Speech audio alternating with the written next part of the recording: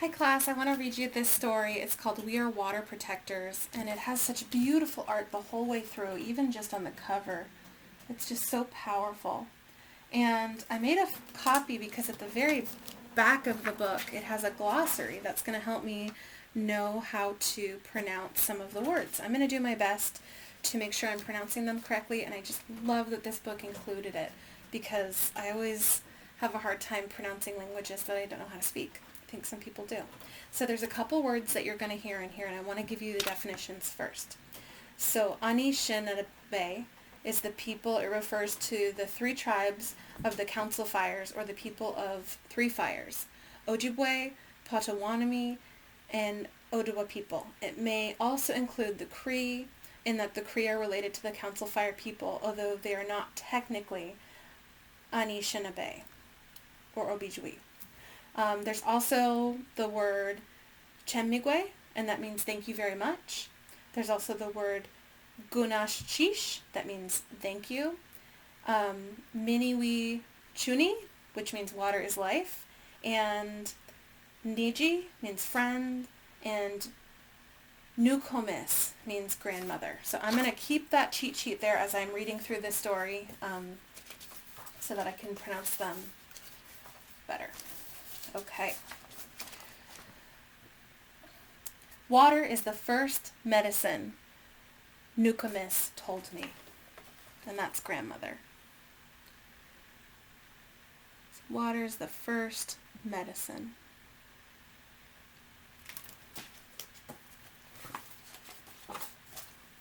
We come from water. It nourished us inside our mother's body, and it nourishes us here on Mother Earth. Water is sacred, she said. I'm going to start. The art is so beautiful.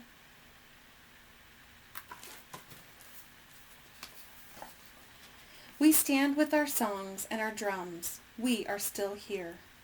The river's rhythm runs through my veins, runs through my people's veins.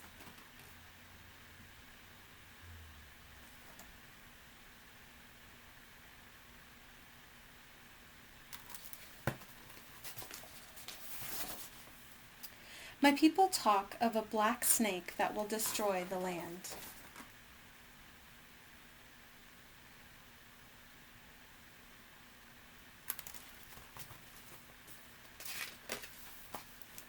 Spoil the water, poison plants and animals, wreck everything in its path.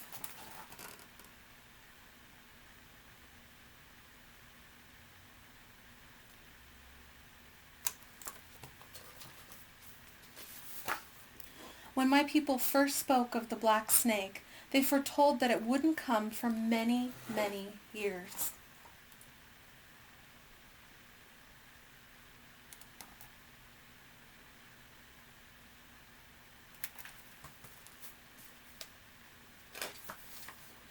Now the black snake is here. Its venom burns the land, courses through the water, making it unfit to drink.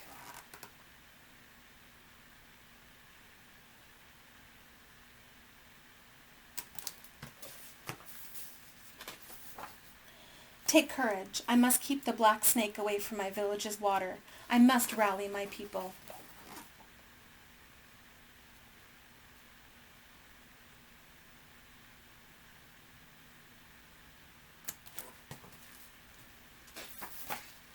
To stand for the water, to stand for the land, to stand as one against the black snake.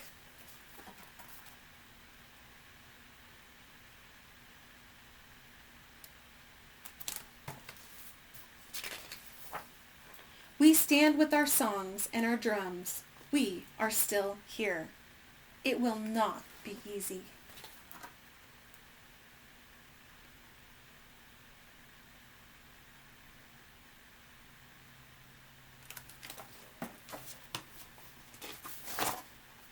We fight for those who cannot fight for themselves, the winged ones, the crawling ones.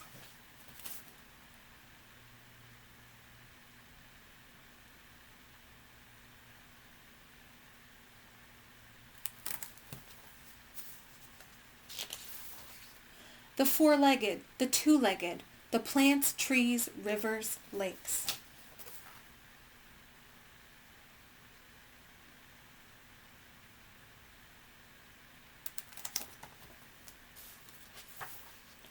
We are all related.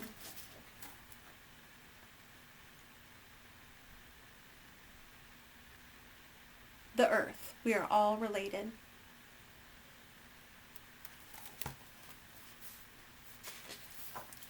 Tears like waterfalls stream down, tracks down my face, tracks down my people's faces.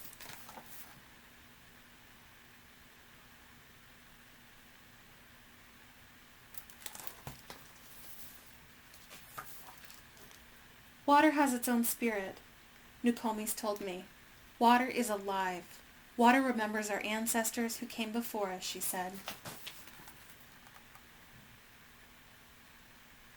I love how you can just see their outlines in that water reflection. So delicate. We stand with our songs and our drums. We are still here. We are stewards of the earth. Our spirits have not been broken.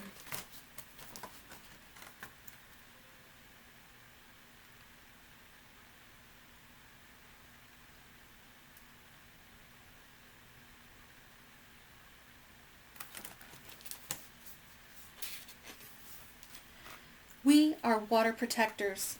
We stand. The black snake is in for the fight of its life.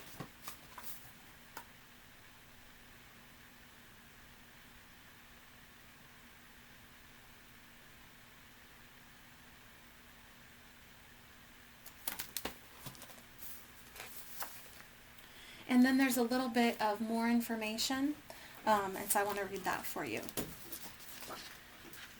In Ojibwe culture, women are the protectors of the water and the men are the protectors of the fire. Perhaps it is for that reason that I felt compelled to speak for the water through this story. Humans have been mistreating Mother Earth for a millennia, and indigenous people have long acted as stewards of the planet, giving a voice to our silent home. There is an Anishinaabe prophecy that speaks of two roads.